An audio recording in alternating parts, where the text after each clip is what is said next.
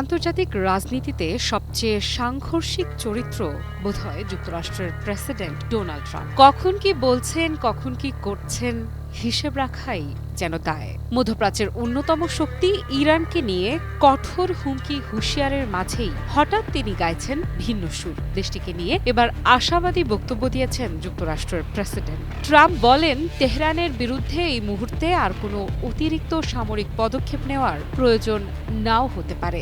সম্প্রতি সুইজারল্যান্ডের দাভোসে world economic ফোরামের ফাঁকে মার্কিন সংবাদ মাধ্যম সিএনবিসিকে দেয়া এক সাক্ষাৎকারে তিনি এসব কথা বলেন।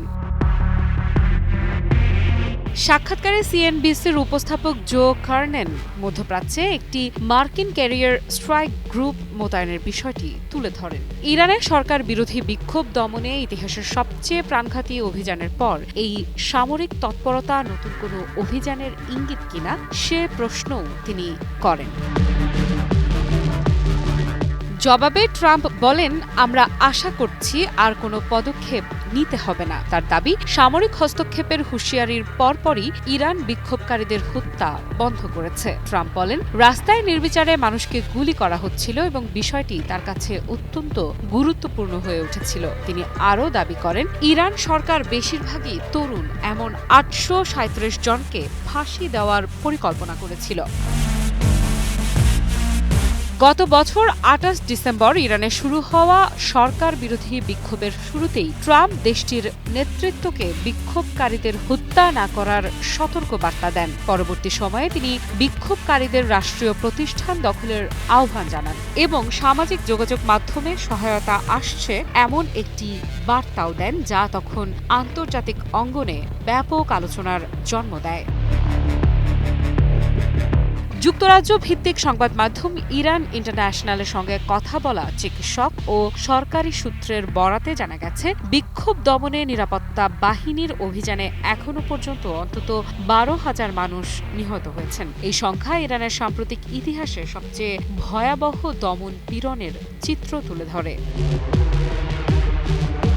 সাক্ষাৎকারে গত বছরের জুন মাসে ইরানের পারমাণবিক স্থাপনায় যুক্তরাষ্ট্রের হামলার প্রসঙ্গও ওঠে।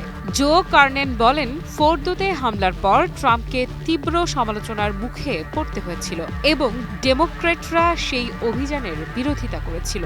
এখন আবার সমালোচনা হচ্ছে ইরানে কিছু করার প্রতিশ্রুতি দিয়ে শেষ পর্যন্ত কিছু না করার জন্য। Japan Bangladesh joint venture company JBS holdings limited. এই সমালোচনার জবাবে ট্রাম্প বলেন, তিনি যদি ক্যান্সারের চিকিৎসাও আবিষ্কার করতেন তবুও সমালোচকেরা প্রশ্ন তুলত কেন তা দেরিতে করা হলো। তিনি বলেন, তার বিরোধীরা ট্রাম্প ডিরেজমেন্ট সিন্ড্রোমে ভুগছে এবং তারা যে কোনো বিষয়েই সমালোচনা করবে। সাক্ষাৎকারে এক পর্যায়ে ইরানের বিষয়ে ভবিষ্যতে আরও কিছু ঘটতে পারে কিনা জানতে চান জো কার্নেন। জবাবে ট্রাম্প বলেন, বিষয়টি উড়িয়ে দেয়া যায় না। তিনি বলেন, জায়গাটি কঠিন এবং যুক্তরাষ্ট্র সেখানে খুব কঠোরভাবে আঘাত করেছে। ইরানের পারমাণবিক কর্মসূচি নিয়ে নিজের কঠোর অবস্থান পুনর্ব্যক্ত করেন ট্রাম্প। তিনি বলেন, যুক্তরাষ্ট্র এখন দেখবে ইরান এই কর্মসূচি নিয়ে কি করতে চায়। তবে একটি বিষয়ে তিনি স্পষ্ট, ইরান কখনোই পারমাণবিক অস্ত্র বানাতে পারবে না। আফরিদা ইফরাত, নিউজ 24।